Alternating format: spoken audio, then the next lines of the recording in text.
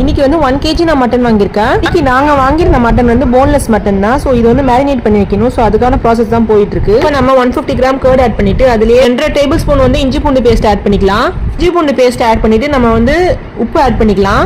ஆக்சுவலாக இந்த மாதிரி நீங்கள் மேரினேட் பண்ணி வச்சு குக் பண்ணும்போது பார்த்தீங்கன்னா ரொம்ப நல்லா இருக்குங்க. உங்களுக்கு வந்து சீக்கிரமாகவே குக் ஆகிடும். நம்ம ஃபுல்லாக மிக்ஸ் பண்ணி விட்டு எடுத்துக்கலாம். நம்ம ஆட் பண்ணியிருக்க கர்ட் வந்து நம்ம இந்த மட்டனோட ஃபுல்லாக கோட் ஆகிற அளவுக்கு ஃபுல்லாக மிக்ஸ் பண்ணி எடுத்துக்கலாம்.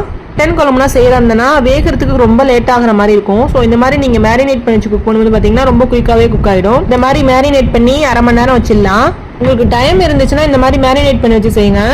இப்போ நம்ம ஸ்பைசஸ் ஆட் பண்ணிக்கலாம். 1 டீஸ்பூன் அளவு மிளகுத்தூள் ஆட் பண்ணிக்கலாம். ஒரு அரை டீஸ்பூன் அளவு மஞ்சத்தூள் ஆட் பண்ணிக்கலாம். ஜீரகத்தூள் வந்து 1.5 டீஸ்பூன் ஆட் பண்ணிக்கோங்க.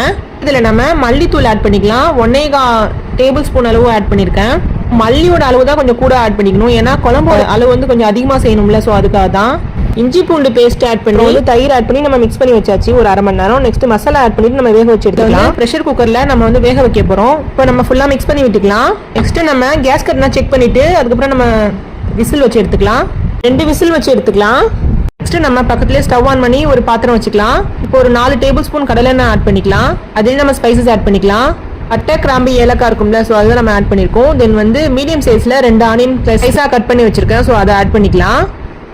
எந்த குழம்பு செஞ்சாலும் இந்த வெங்காயம் தக்காளி இருக்கு பாருங்க. ஸோ அதை வந்து நம்ம நல்லா வதக்கி எடுத்துக்கணும். அப்போ தான் குழம்போட டேஸ்ட்டை என்ஹான்ஸ் பண்ணி கொடுக்கும். இப்போ நம்ம 1.5 டீஸ்பூன் அளவு நெய் ஆட் பண்ணியிருக்கோம். விசில் வந்துருச்சு. ஆட் பண்ண ஆனியன் வந்து ஓரளவு வதங்கி வந்திருக்கு.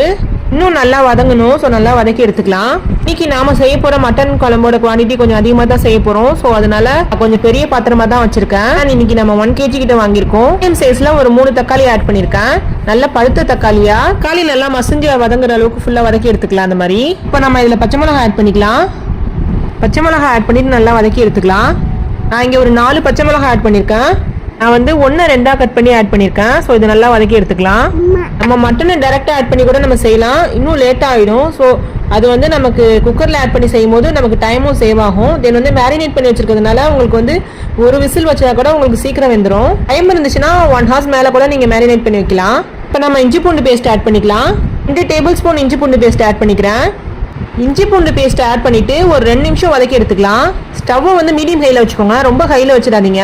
உங்களுக்கு அடி பிடிச்சி போயிடும். 2 மினிட் நல்லா குக் பண்ணிட்டு நெக்ஸ்ட் நம்ம ஸ்பைசஸ் ஆட் பண்ணிக்கலாம். ஒரு 3 டீஸ்பூன் வந்து மிளகாத்தூள் ஆட் பண்ணிக்கலாம்.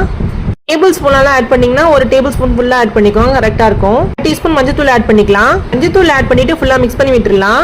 நெக்ஸ்ட் நம்ம இதுல வந்து மல்லி புதினா ஆட் பண்ணிருக்கோம். மல்லி புதினாவோட குவான்டிட்டி கொஞ்சம் அதிகமா ஆட் பண்ணா டேஸ்ட் ரொம்பவே நல்லா இருக்குங்க.